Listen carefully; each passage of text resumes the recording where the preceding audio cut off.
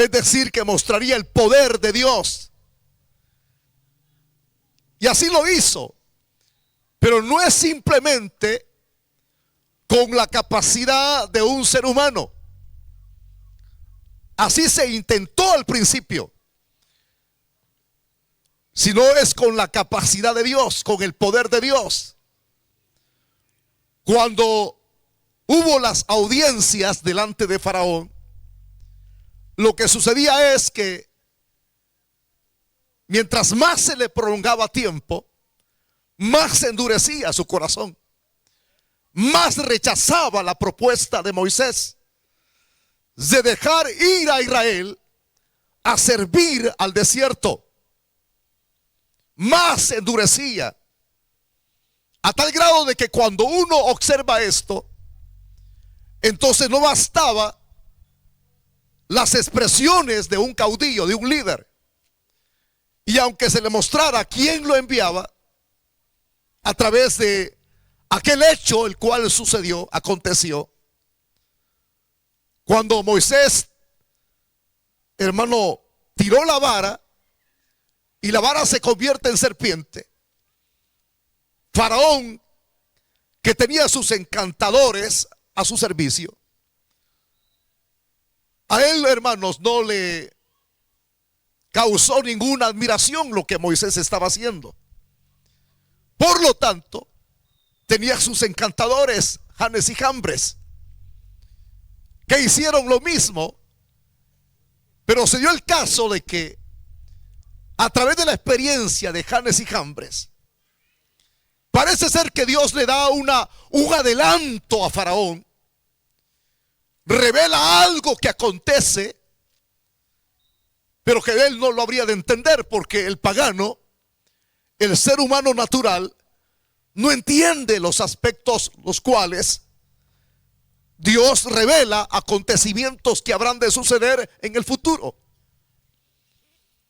Cuando Janes y Jambres hacen lo mismo, entonces hay una guerra, hay una lucha entre serpientes, a tal grado de que se observa de que la vara que se había convertido en serpiente, la de Moisés, se traga las serpientes de Janes y Jambres. Eso, hermano, al verlo a alguien natural, diría es una pelea entre culebras. Así es cuando acontecen cosas sobrenaturales. El ser humano natural la sigue viendo como algo natural. Pero el que entiende la revelación de Dios lo ve como algo sobrenatural. Por ejemplo, las cosas que suceden en nuestro entorno en la actualidad. Antes de la venida de Cristo, las personas siguen viendo las cosas normalmente. Y tienen toda la razón de ver todas las cosas normalmente. Es decir, las personas naturales. Pero el que un cristiano que se llame hijo de Dios, o haya sido regenerado, nacido de nuevo, vea las cosas igual que los demás, eso es algo grave. Por eso es que uno, hermano, cuando observa a través de todo lo que se está dando en nuestro entorno, uno sabe que algo está pasando con la humanidad. Algo está pasando en este planeta. Y viene uno, lo que ve, hermano, lo analiza según la Biblia. Es decir, que no se puede analizar los eventos en nuestro entorno que se presentan según lo que será acá, sino que tiene que ser lo contrario. Lo que se da se tiene que analizar según la Biblia. Primero es la Biblia y según lo que acontece en nuestro entorno. Y cuando uno chequea la Biblia, las escrituras, y ve lo que sucede en nuestro entorno, uno rápido chequea y uno dice, esto es el cumplimiento de las escrituras. Es decir, estamos en principio de dolores. Entonces uno rápido capta que lo que se da en el entorno nuestro es el cumplimiento de las escrituras.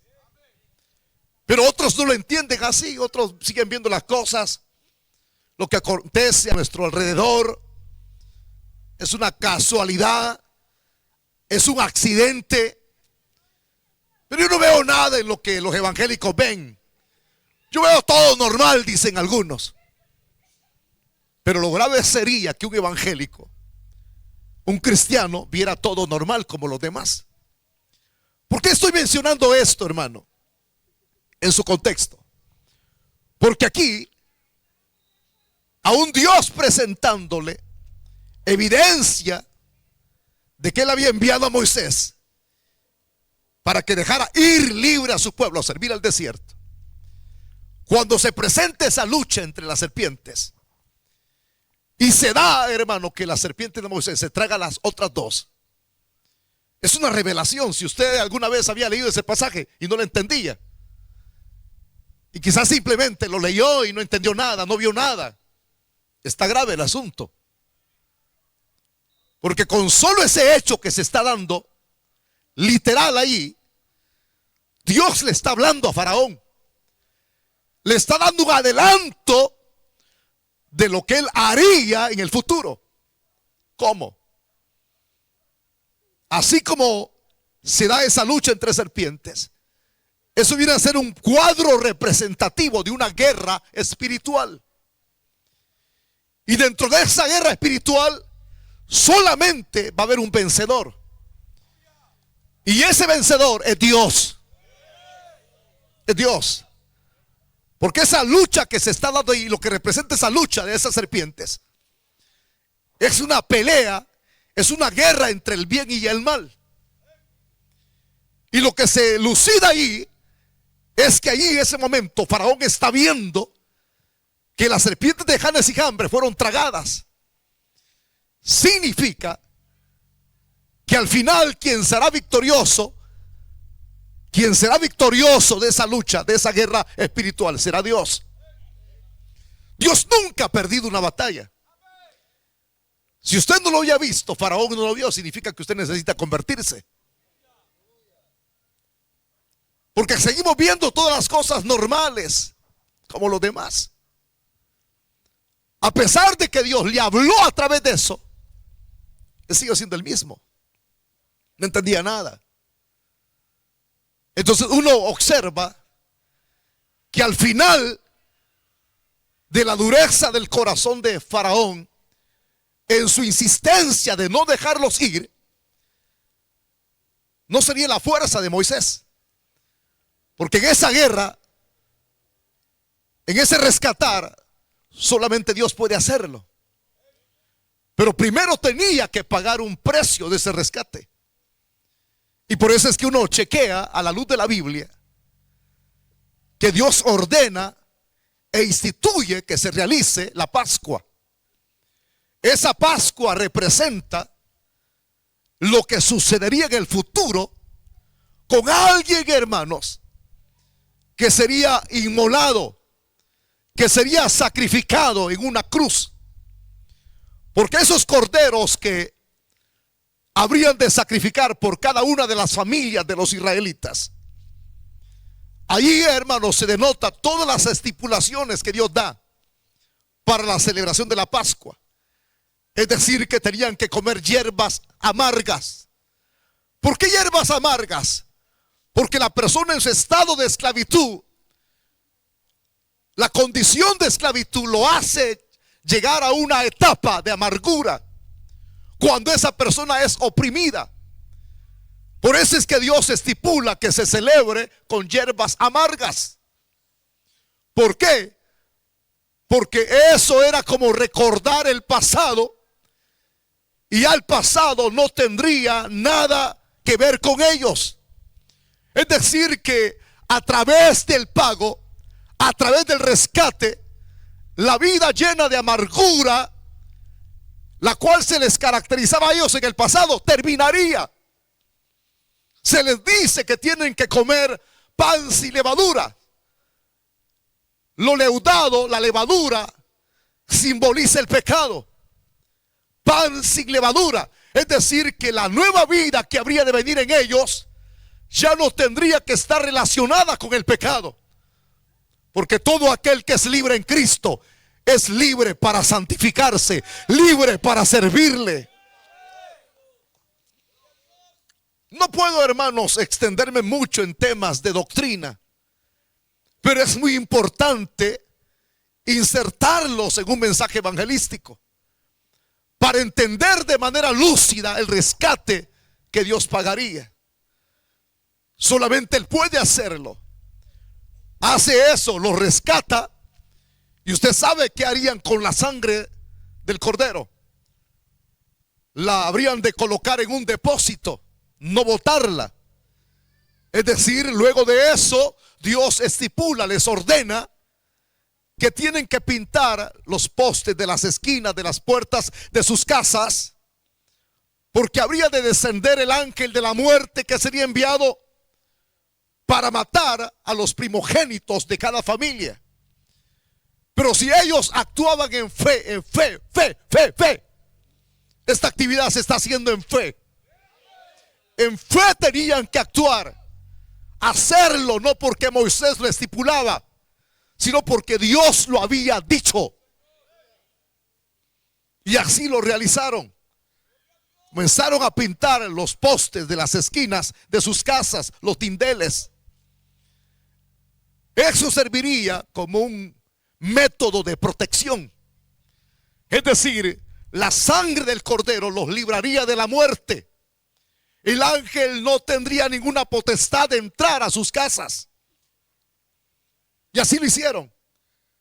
El ángel no descendió por la ciudad de Egipto, descendió por Gosén, es decir, un territorio geográfico fuera de Egipto. Entra por casa, es necesario que el juicio entre por casa. Entró por casa, y puedo lucidar a la luz de la misma revelación bíblica cómo el ángel de la muerte iba casa por casa. Claro, no iba caminando lentos como nosotros caminamos cuando ya estamos avanzando en edad. Si Dios lo había enviado, tiene la capacidad, rápido pues. Casa por casa, casa por casa. Eran cientos de casas. Y lo tremendo de esto es que el ángel de la muerte se llevó un chasco. En todas las casas que él asistía, en todas había la señal de sangre. La señal de sangre. Detrás de esa sangre estaban las familias.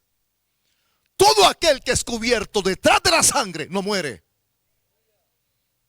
Entonces, ¿qué hizo? Irse para Egipto. Desde acá de Gosén, es decir, desde el sitio geográfico, se oía el lamento, los gritos de las familias egipcias. Pero ni un animal primogénito de los hebreos murió.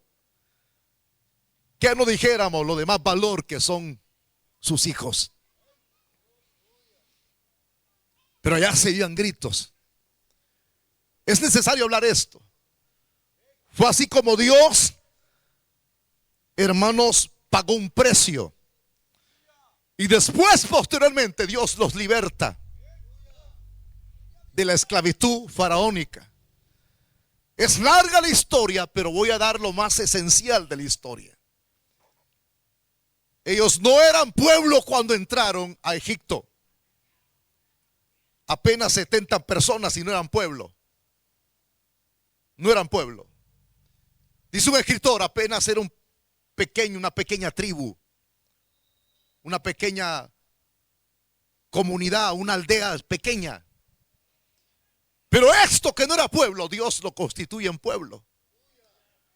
Porque de la nada Dios puede hacer algo para honrar a Él, para honrarle a Él, para glorificarle a Él. Lo que no era pueblo lo convirtió en pueblo. Es cierto que pasarían muchas etapas, muchas fases, muchos años hasta hacerlo pueblo. Y así lo hizo. Porque estos venían de los lomos de Abraham, del estirpe de Abraham, de la semilla de Abraham. Abraham, Jacob e Isaac. Entonces ahí es donde Dios saca a este pueblo. Lo convierte en un pueblo de pactos para aquellos que han estudiado los pactos. Hay pactos, hermanos, condicionales y pactos incondicionales. Dentro de los pactos incondicionales está estipulado pacto de ateque, un pacto unilateral donde hay dos personas que tienen que cumplir ese pacto. Si uno falla, el pacto se quebranta, pero en el pacto incondicional, aunque la otra parte humana falle, Dios se compromete a cumplirla. Ese es el pacto trascendente del pacto abrahámico.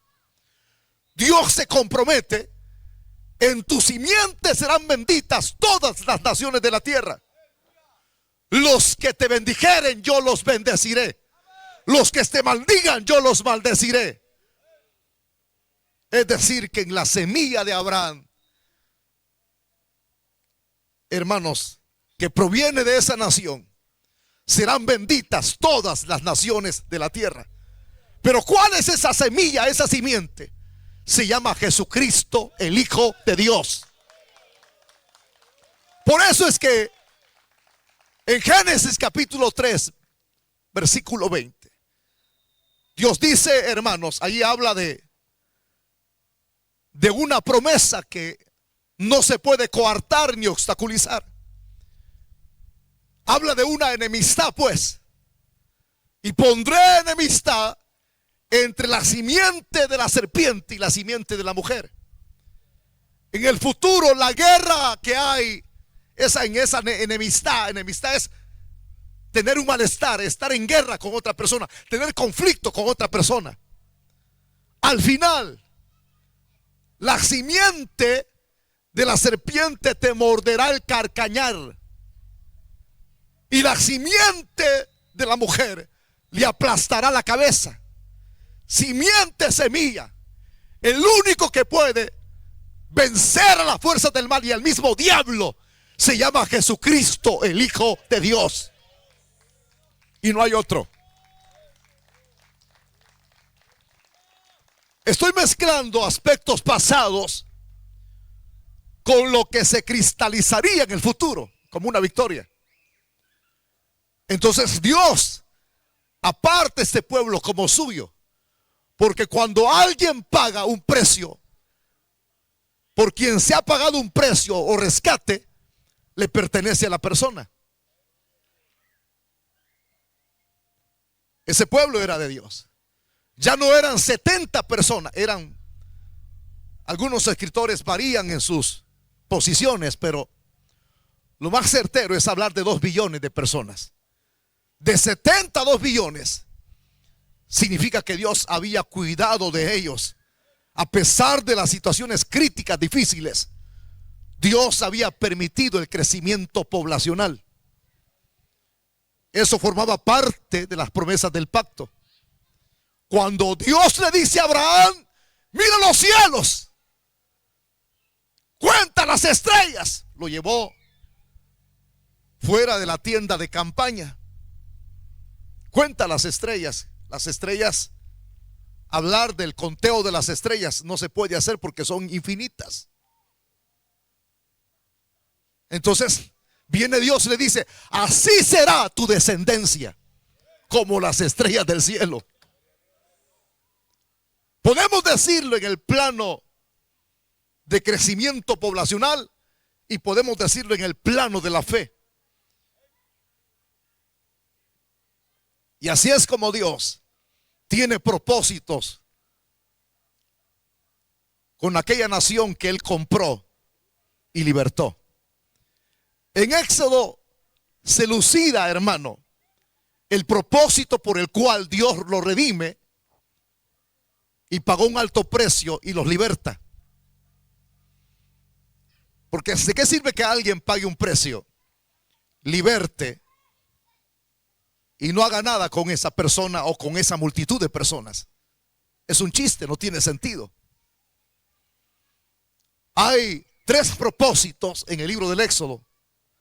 Uno de ellos es que de esa nación iban a salir reyes y sacerdotes. Uno. Dos, sería nación santa. Tres, serían una joya exhibida en la vitrina mundial. Joya es por tener a Dios como su Dios, ellos tendrían testimonio. Serían como una joya en las manos del Señor. Solo vean ustedes, hermanos, yo creo que no se necesita mucho intelectualismo para entender este tipo de mensajes. Se necesita estar sentado y aprender de la Biblia. Se necesita abrir el corazón para ver el orden de las cosas, las cuales Dios había comenzado a hacer desde el principio. Esos tres propósitos sería de bendición para Israel. A través de ellos, la nación del pacto, muchos se volverían conversos al judaísmo, a la creencia de un solo Dios, cuando en el entorno de esa época histórica las demás naciones tenían 3, 4, 5, 7, 8, 9, 10 diositos. Pero esta nación que Dios la convirtió para él, eran poseedores de un solo Dios nada más. Un Dios distinto a los demás dioses paganos que no tienen vida. En cambio, nuestro Dios, cuando Pablo predica desde el Areópago, que era un judío puro y era un romano, Pablo predica su tesis. Lo que no conocían los atenienses, el busto aquel conmemorativo al Dios no conocido, Pablo lo conocía. Pablo lo conocía. Comienza a dar una referencia exacta teológica acerca del que ellos no conocían, los paganos. Y Pablo lo presenta, que Dios es el creador de todas las cosas. Pero no solamente lo presenta en esa postura, sino que lo presenta como el Dios que da la vida a todo, la existencia a todo, y que en Él se enfoca el todo lo que hay.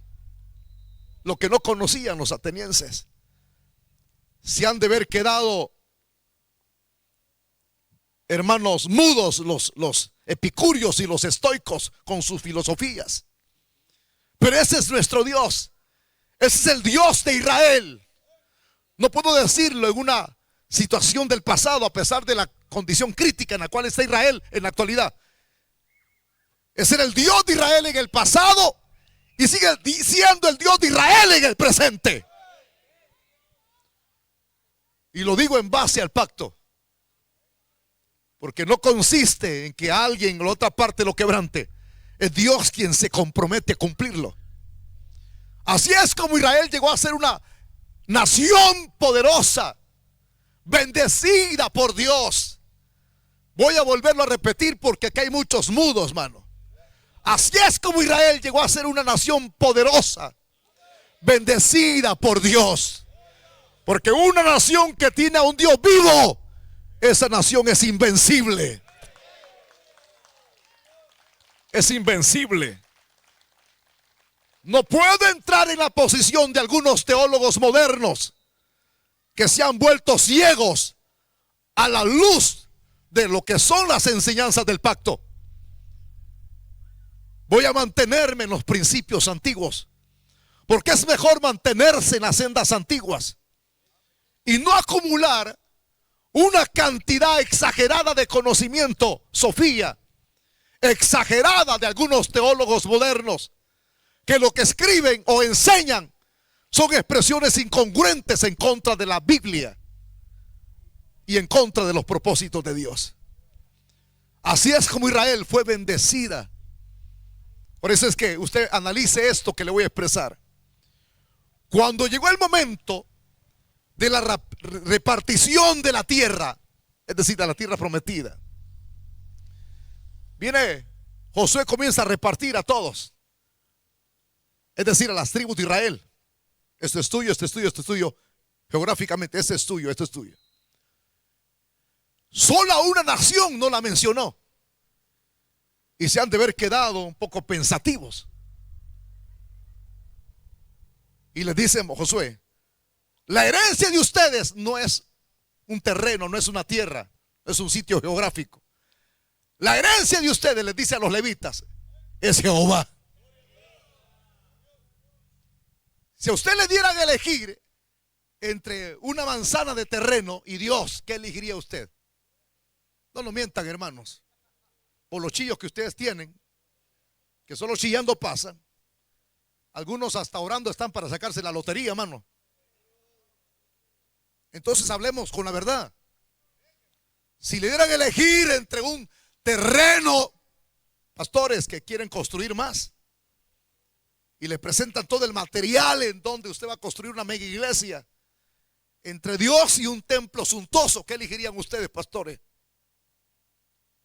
Si son ávaros y se han puesto ustedes mismos como pastores, se han puesto un título, elegirían eso. Ok, pensemos en otra cosa. Si le dieran a elegir, los que son varones aquí, entre Dios y una mujer con cuerpo esbelto, cintura de 4x3,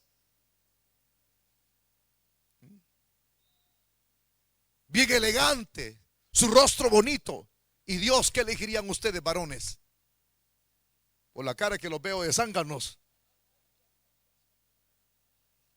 tomaría una elección de la carne. Porque hay personas que ven las cosas normalmente como otros. Y les da la información Josué: la herencia de ustedes es Jehová. Hay un texto en la Biblia que dice que el que tiene a Dios lo tiene todo. Alábenle que Él vive en esta noche. Dice la Biblia que la felicidad del hombre no consiste en los bienes que éste posee, sino en tener a Cristo en el corazón. E imagino cómo cambiaron su semblante los levitas. Han de haber dicho: no, hombre, si ese es lo más grandioso que puede haber, hermano. ¿Por qué? Porque el que tiene a Dios como herencia no le falta nada. Salmo 23:1, ¿qué dice? Repítanmelo, por favor. Salmo 23:1, repítanlo fuerte. Jehová es mi pastor y nada me faltará. Nada me faltará. ¿Y qué dice el Salmo 91 en sus primeras expresiones? El que habita al abrigo del Altísimo morará bajo la sombra del Omnipotente. Dios lo cubrirá con sus alas. Cubrir es brindar calor, protección. Es decir, que no vas a estar, hermanos, proclive a que tu enemigo te parte el alma, o tus enemigos te hagan pedazos. El que tiene la protección de Dios, nada le pasa. En el Salmo 91 dice: el ángel de Jehová acampa alrededor de los que le temen y les defiende, hermano. Ahora entiende estos principios, porque algunos, cuando hablamos, y yo estoy expresando esto, hermanos, Israel era una nación bendecida. Algunos piensan que la plata se les hacen signos de dólares y de euros, algunos hasta de pesos mexicanos y de quetzales se les hacen así los signos. No hace falta pensar en el dinero. El que tiene a Dios lo tiene todo, porque es más de peso el recurso espiritual que la materia. La materia pasa, pero lo de Dios permanece para siempre.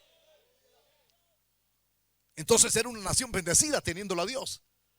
Las batallas Dios las libraría. Todo aquel que tiene a Dios como su Dios jamás pierde una batalla. Jamás escasea nada de ningún bien. Dios lo prodiga todo. Solo vean ustedes en qué condición está Israel. De las más envidiables, pues. ¿Quién quiere cambiar una condición de bendición por una miseria? Nadie. Pues ese es el contexto histórico, hasta llegar hasta acá, a estos 3 versículos, donde Ezequiel fue llevado a un valle y comenzó a ver un montón de huesos diseminados en extremos secos, sin vida. ¿Cómo es que ahora en el contexto hemos examinado que tenían todo a su lado, tenían a Dios de por medio que los había bendecido. ¿Cómo es que llegaron acá a esta posición o a esta condición? Fue el apartarse de Dios, el asimilar la apostasía. Apostataron contra la fe, se apartaron de Dios, asimilaron la conducta de las naciones paganas, se hicieron idólatras, se hicieron paganos, aborrecedores del Dios que los había sacado de la esclavitud y había pagado un alto precio por ellos. El pecado hace que una persona llegue a esta condición de bendición a miseria. Qué triste el cuadro que Ezequiel ve. Y por eso es que él andaba entre medio de los huesos secos. Y Dios le hace una pregunta. Al ver el montón de huesos secos, cualquiera puede decepcionarse. Al ver la condición de un pueblo que en su contexto histórico ha sido bendecido, y verlo hoy como está, cualquiera se entristece. Así como Cristo se entristeció, Dios hecho carne. Capítulo 11 del Evangelio de Juan, cuando vio la actitud de los judíos que estaban en el entorno de la tumba. Y es el texto más cortito del Evangelio de Juan. Y Jesús lloró. Ese cuadro es representativo, nos ilustra, hermano, el sentir de Dios por la miseria de los hombres. Lloró no por Lázaro. Ellos dijeron, oh, cuánto amaba a Lázaro. Él estaba llorando por las actitudes, por la condición caótica en la cual el ser humano está. O sea que esas lágrimas que él derramó en el capítulo 11 no solamente fueron en su presente, que en nosotros hoy es el pasado, por los que estaban allí. Él estaba llorando por los que están aquí en esta cancha de fútbol, por los muchachos que están jugando pelota, que les importa más el deporte que lo de Dios, por no tener reverencia a una campaña como esta. Por las personas que están en nuestro entorno, encerradas en sus casas, por los que odian el evangelio, por los que toman una elección, dicen, yo no soy evangélico ni soy creyente de Dios porque yo creo en la ciencia. Pues si crees en la ciencia, crees en el diablo, porque la ciencia no sirve para nada, más lo que hace es atontecer la conducta del hombre, volverlo cerrado, por haber aprendido en una universidad en 5 años, Sofía, una sabiduría animal que no trasciende. Pero hay una sabiduría superior a esa, que es la que viene de arriba. Y ese es el evangelio. Terrible, hermano, lo que se ve en ese cuadro que nos ilustra las lágrimas de Cristo. Y ver ahora Ezequiel a una nación en su historia que fue bendecida, y verle en esa condición, cualquiera puede decepcionarse. Y por eso es que Dios le hace una pregunta.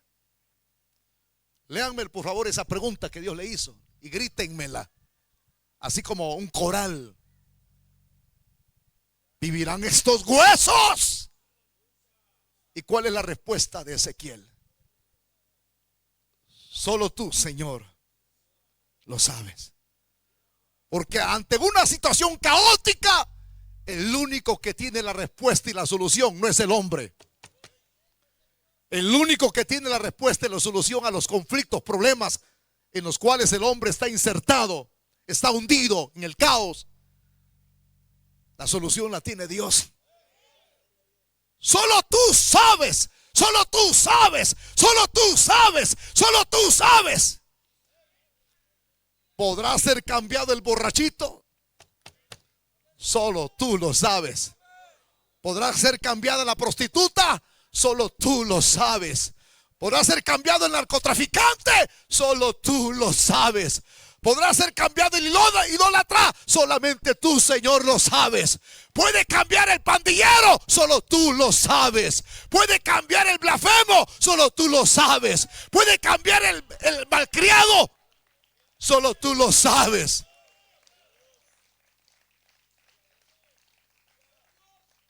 Porque Dios tiene la última y la primera palabra.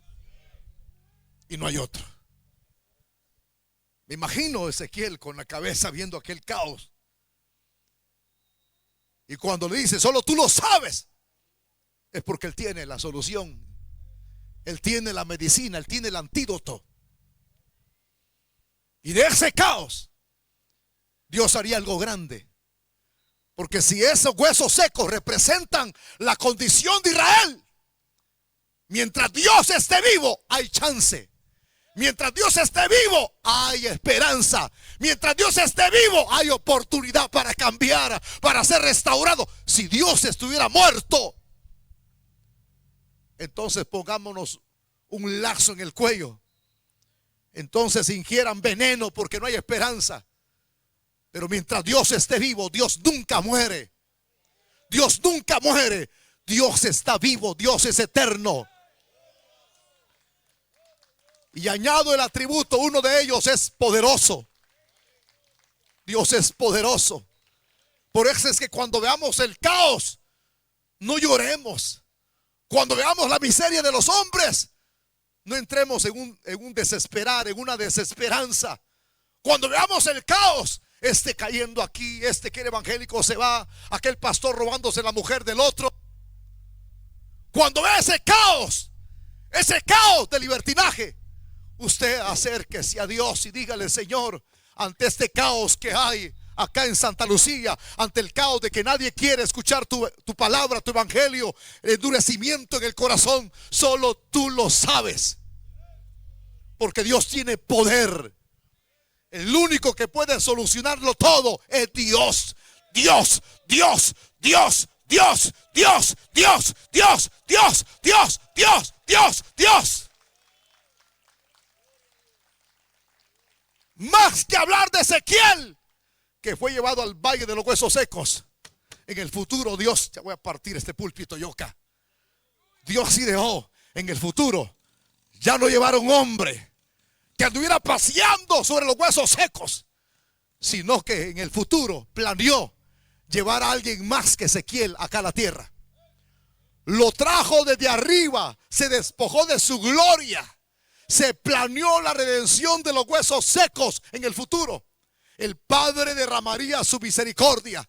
El Hijo se propone redimir, pagar un alto precio por los huesos secos. El Espíritu Santo, que tiene diversidad de funciones en su ministerio, en su rol en el cual Él se desenvuelve.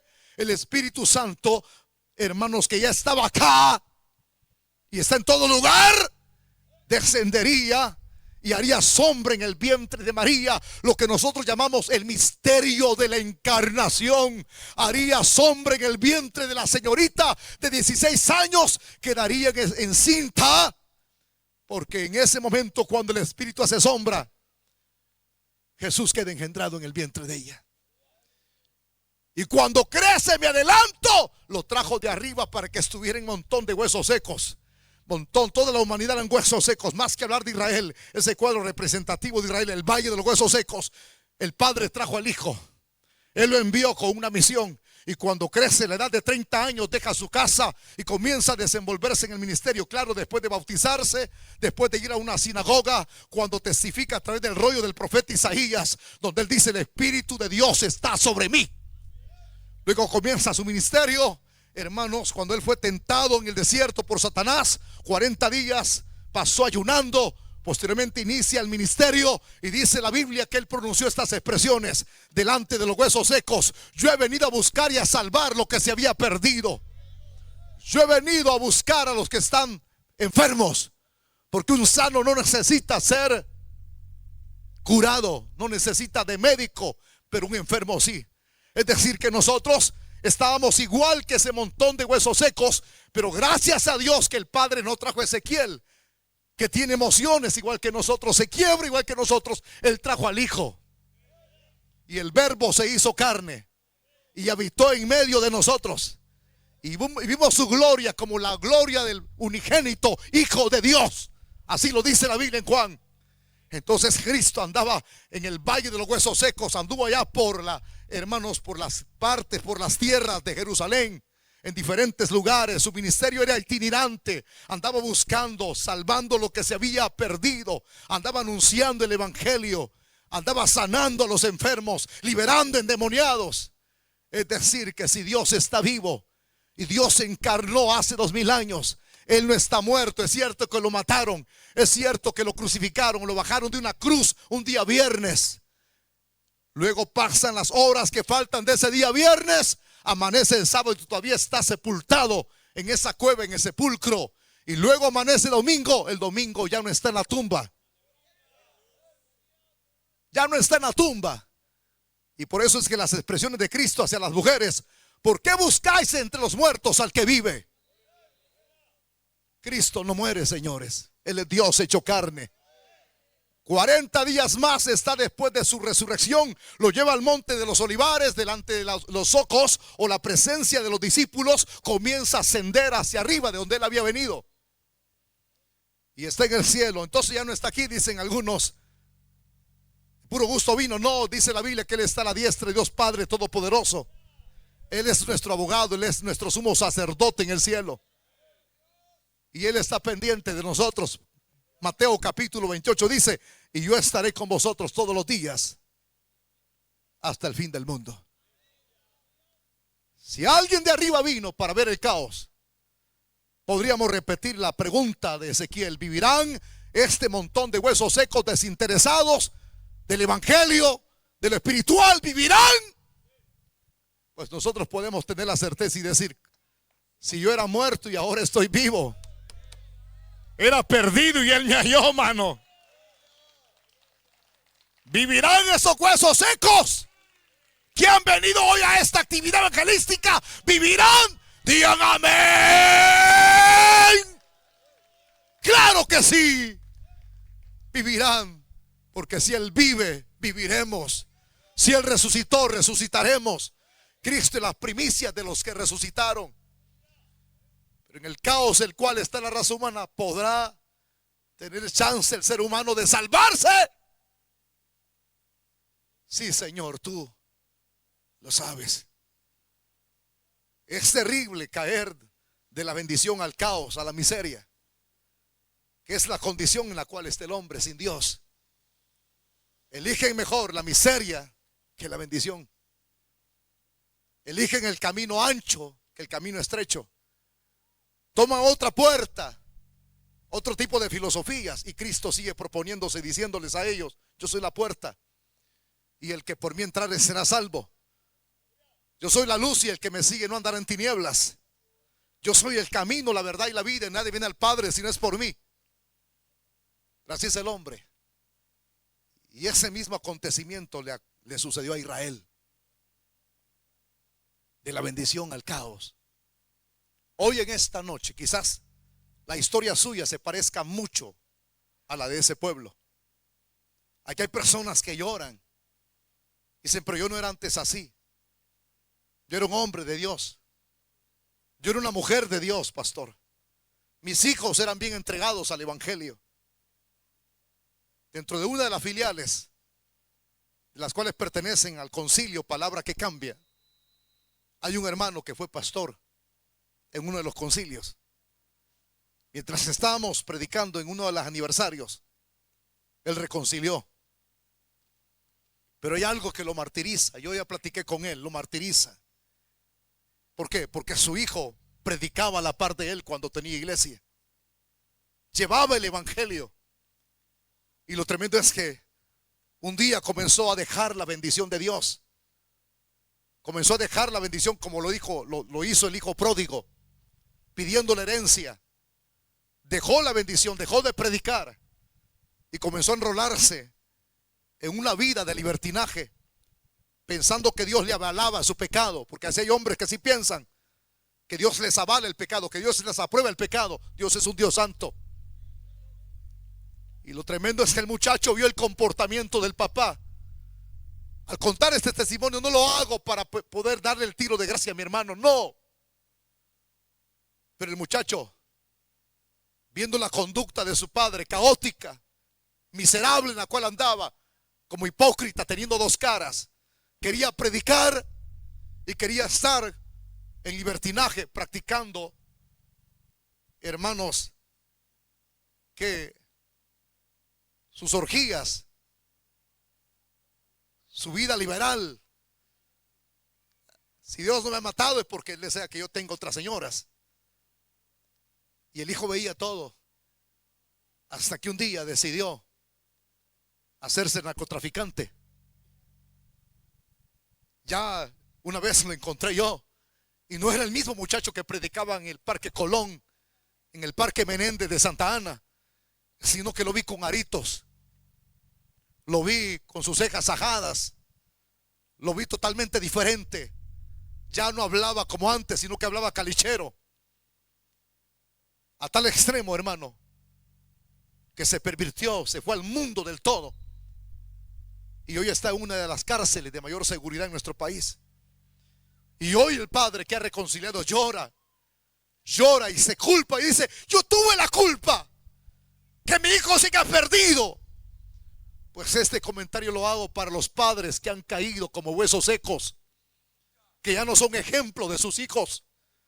Para las familias que no llevan a sus hijos a las iglesias, a sus mujeres las dejan viendo novelas en la casa, a sus hijos los dejan viviendo a su antojo. Mientras tu hijo y tu hija vivan bajo tu techo, tú tienes que poner las directrices. Pero no solamente poner directrices, tienes que ser ejemplo, tienes que ser modelo de sus hijos. No practicar el pecado, vivir en santidad como el Dios que te ha llamado. Cuando uno abandona esos principios, todos corremos el grande riesgo de entrar en una condición como en la cual cayó Israel, un valle de lleno de huesos secos. Hoy en esta noche, si has entrado en esa misma línea del montón de huesos en el valle seco de este mundo, ¿vivirán estos huesos, Señor? Sí, mientras haya gracia, mientras haya misericordia, mientras Dios esté vivo, hay salvación para todo aquel que se arrepiente de sus pecados, que se humilla delante de su presencia. Hay salvación para aquel que quiere escapar de la condición mísera a una condición de bendición. Quiero preguntarles algo ya para ir aterrizando. Levánteme la mano, ¿cuántos de ustedes son bendecidos? No diga amén y baje la mano. Levante la mano, le dije. No bájela, así téngala una hora. Levánteme la mano, ¿cuántos son bendecidos? Bájenla, hermanos. No piense que le dije en serio eso. Ahora levántenme la mano, ¿cuántos no están en una condición de bendición? Vuelvo a repetir, levántenme la mano, ¿cuántos no están en una condición de bendición? Porque se apartaron de Dios. Vienen recuerdos. Recuerdo cuando era diácono y llevaba un bus lleno a la iglesia. Recuerdos, de recuerdos viven. Pero ni un bolito llevan hoy a la iglesia. Me recuerdo cuando yo les hablaba a las prostitutas. Hoy ya no les habla, hoy se mete con ellas adentro.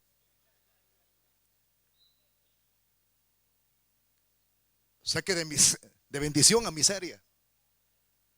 Pero yo no he venido a usted para juzgarlo acá. Yo he venido para hablarle de que le respondió a Ezequiel: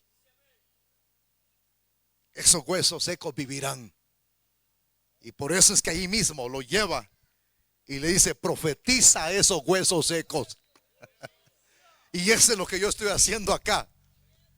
Yo sé que no todos van a prestar oído, pero a quienes el Espíritu Santo va a abrir su corazón son los que han estado prestando atención al mensaje. Y va a suceder algo similar a lo que ocurrió con Lidia, la vendedora de telas de púrpura. Mientras Pablo exponía el evangelio, el Espíritu Santo abrió el corazón de Lidia para que estuviese atenta al mensaje de Pablo.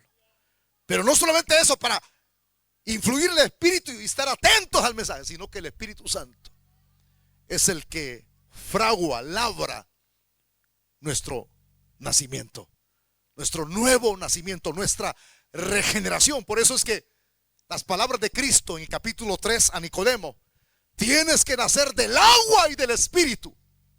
Es decir, de la palabra y del Espíritu. ¿Vivirán estos huesos?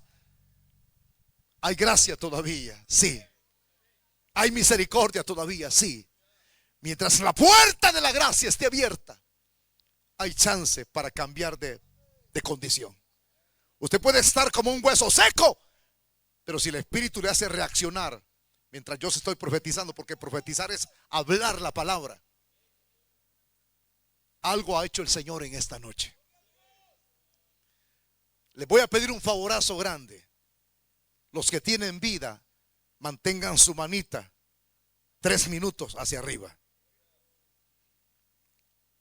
Todos los que tienen vida física, no espiritual, levántenme por favor una de sus manitas. Solo los muertos no pueden levantar una mano, ellos ya están en una condición muy distinta a la suya. Cuando hay separación del alma y del espíritu, que son aspectos inmateriales, se separan del cuerpo, es donde se da la muerte.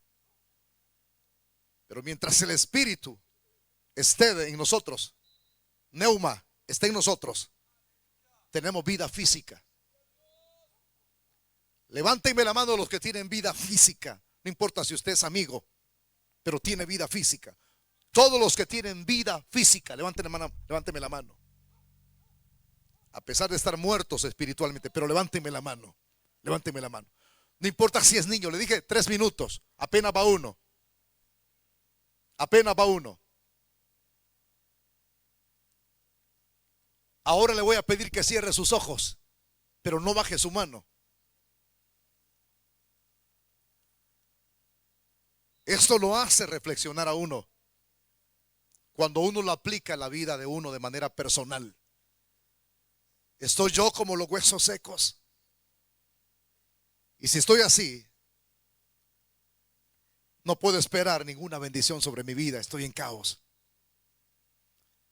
Yo voy a hacer una oración, me queda 1 minuto nada más. No bajen sus manos, todos manténganla hacia arriba. Esta oración que voy a realizar, escúchenme. Hay muchas cosas por las cuales alguien puede llegar a esa postura, como la que hemos visto, donde Dios llevó a Ezequiel al valle de los huesos secos. El pecado, la apatía, la negligencia, el no valorizar lo de Dios, lo espiritual, puede llevar a cualquier persona, el pecado. Y si en algo le hemos fallado a Dios y ya comenzamos a entrar de manera paulatina en ese estado hasta disecarnos, hermano, como le sucedió a David cuando pecó contra Betsabé. Dice en uno de los salmos, después de estar reverdecido, le expresa a Dios que está en sequedales, se siente seco, se siente vacío, y por eso es que le dice a Dios: vuélveme el gozo de la salvación. En esta noche, los que quieran volver a Dios y se sienten como en sequedales, pidámosle perdón a Dios. Y cuando le pidamos perdón a Dios, hermano, Dios comenzará a obrar un milagro en usted. El milagro mayor es la salvación de su vida. No bajen sus manos, hermanos, por favor. Amigos, repitan esta oración conmigo. Abra sus labios. Diga conmigo: Padre celestial, en esta noche he oído tu palabra, no importa si es niño o niña. He oído tu palabra y sé que me has hablado a mí. Sé que has venido a este lugar para salvarme. Y yo ahora quiero corresponderte. Repítalo. Te abro las puertas de mi corazón. Me humillo delante de tu presencia y me arrepiento de mis pecados. Señor, perdóname. He creído que siendo independiente es lo mejor que pudiera haber hecho, pero me ha ido mal. He sido disoluto, me ha ido mal. Me siento enfermo, me siento mal.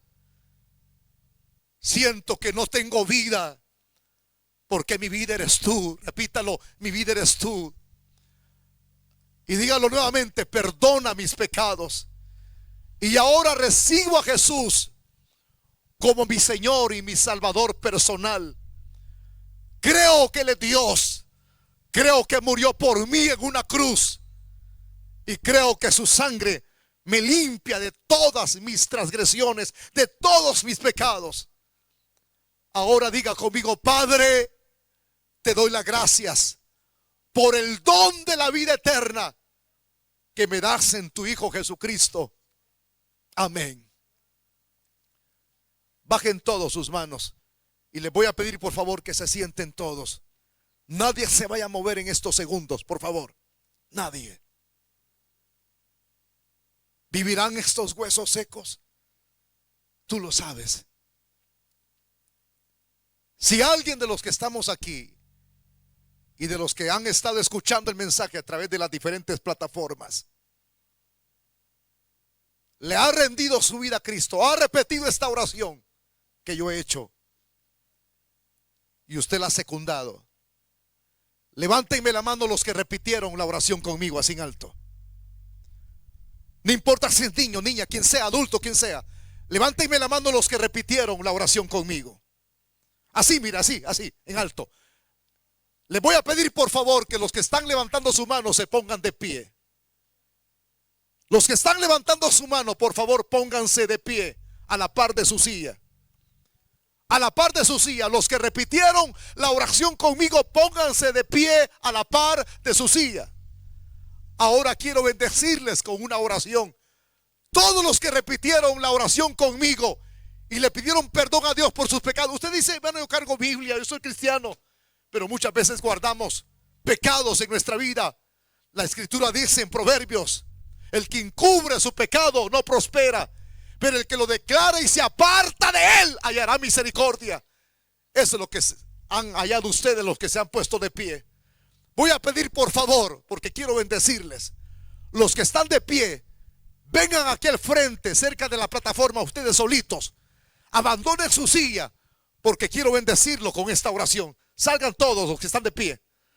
Todos los que están de pie salgan para acá al frente. Todos los que están de pie y pidieron perdón a Dios por sus pecados, caminen para aquí al frente. Caminen para aquí al frente. Dios le bendiga. Dios le bendiga. Dios le bendiga. Dios le bendiga. Dios le bendiga. Dios le bendiga. Dios le bendiga. Dios le bendiga. Los que se pusieron de pie y le pidieron perdón a Dios por sus pecados, vengan aquí al frente. Quiero bendecirlos. Los diáconos acompañen uno por uno, hermanitos. ¿Qué les pasa? Dios bendiga a las hermanas también. Dios bendiga a la otra persona que viene atrás. Corran, hermanas diaconisas, uno por uno, hermano. Dios bendiga a la otra señora. Dios bendiga a la otra persona también. Salga de su silla. Quiero bendecirle. Después de la oración, usted ya no estará en sequedales. Ya no se sentirá como hueso seco, sino como un cuerpo que tiene vida. La vida de Dios es más importante que la vida física. La vida física pasa, pero la vida espiritual permanece para siempre. ¿Hay alguien más?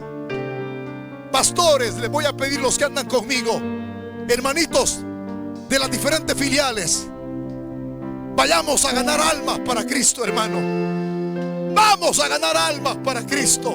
Estos no son todos. Dios lo trajo a usted para salvarlo. Dios lo trajo a usted para salvarlo.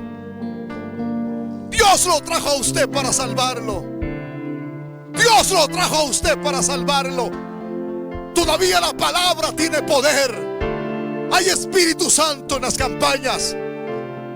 Parece ser que muchos, como están como huesos secos, meten chistes en el púlpito, dramas en las iglesias. han corrompido sus iglesias porque abandonaron la palabra. Ya no tienen comunión con el Espíritu. Para ellos ya no hay Espíritu Santo. Es su propio profesionalismo, expresiones rebuscadas, simplemente repetir lo que está en la Biblia, pero sin vida. Vamos a ganar almas. Los diáconos y diaconisas, pongámonos de pie todos. Pongámonos de pie todos. Pongámonos de pie todos y levanten sus manos hacia arriba. ¡Aleluya! ¡Aleluya! Hay personas que le están rindiendo. Ahí viene otra persona, Dios le bendiga. Hay personas que en las redes, allí ríndele tu vida a Cristo. Ahí donde nos ves, en Italia, en España, Estados Unidos, Canadá, Guatemala, Honduras, Costa Rica, aquí en el pulgarcito de América, San Miguel, Usulután, San Salvador, Sonsonate. Allí ríndele tu vida a Cristo. Has oído el mensaje que transforma la vida del hombre. ¿Habrá alguien más todavía? Si necesitas reconciliarte, sal de la silla. Eres cristiano caído, estás en derrota, corre para aquí al frente. Corre para aquí al frente. Escapa por tu vida. Escapa por tu vida. Ahí viene otro caballero más. No se muevan, hermanos. Son las almas que van a convertirse. ¿Habrá alguien más todavía que corre aquí al frente? No se vaya para tu casa igual. No te vayas en el transporte igual. Súbete al bus, súbete al camión, cambiado, transformado por el poder de la palabra y el poder del Espíritu Santo.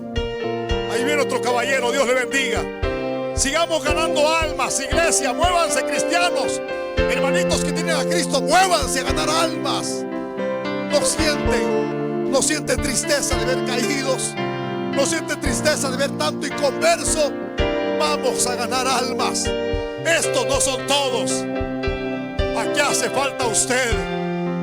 Aquí hace falta usted. Si se muere, va derechito a condenación eterna al infierno. Usted necesita salvarse. Ahí viene una niña, Dios le bendiga. Dios le bendiga. ¿Habrá alguien más? ¿Habrá alguien más todavía? ¿Habrá alguien más? Ahí hay amigos, ahí hay jóvenes, ahí hay niños. La salvación no se hereda. Escapa por tu vida. Cristo te llama. Cristo te llama. Cristo te llama. Cristo te llama.